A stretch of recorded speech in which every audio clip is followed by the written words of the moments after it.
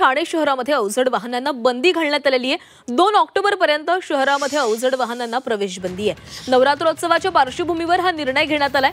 सकाळी 6 ते 11 आणि संध्याकाळी 5 ते रात्रीपर्यंत अवजड वाहनांना नो एंट्री आहे। बंदीच्या पार्श्वभूमीवर वाहनांना ठाण्याच्या वेशीवर अडवण्यात आलं होतं। दरम्यान याचाच आढावा घेतलाय आमचे प्रतिनिधी शुभम कोळी यांनी।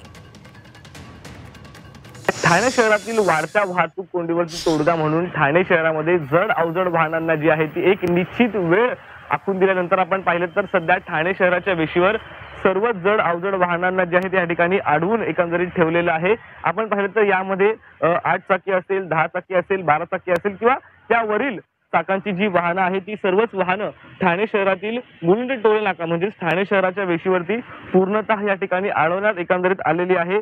एक निश्चित वेळ या सर्व वाहन चालकांना आखून दिलेली आहे। यामध्ये पाहिलं तर रात्री 12 ते सकाळी 6 वाजे दरम्यानच ठाणे शहरातील मुंबई नाशिक हायवे असेल, घोडबंदर मार्ग असेल, ईस्टर्न एक्सप्रेस हायवे असेल, या सर्वच मार्गांवरती ह्या वाहनांना परवानगी जी आहे ती दिली होती, परंतु रात्री 12 ते सकाळी 6 वाजे दरम्यानच आणि त्यानंतर एक नवीन परिपत्रक आलं। त्यामध्ये सकाळी 6 ते 11 वाजेपर्यंत प्रवेश बंदी घातली होती आणि आता अशा नंतरच पाहिलं तर असे अनेक परिपत्रक जे आहेत ते वाहतूक विभागाकडून काढण्यात येत आहे आणि त्यामुळे कुठेतरी वाहन चालकांमध्ये असेल किंवा ठाणे शहरातील नागरिकांमध्ये असेल एक मोठा संभ्रम जो आहे तो निर्माण होत आहे। परंतु आता आपण पाहिलं तर या संपूर्ण परिस्थितीवरती नियंत्रण आणण्याकरिता तोडगा आणण्याकरिता जी आहे ती सर्व जड अवजड वाहनं जी आहेत ती त्यांना ठाणे शहरामध्ये प्रवेश बंदी जी आहे ती एकंदरीत घातलेली आहे।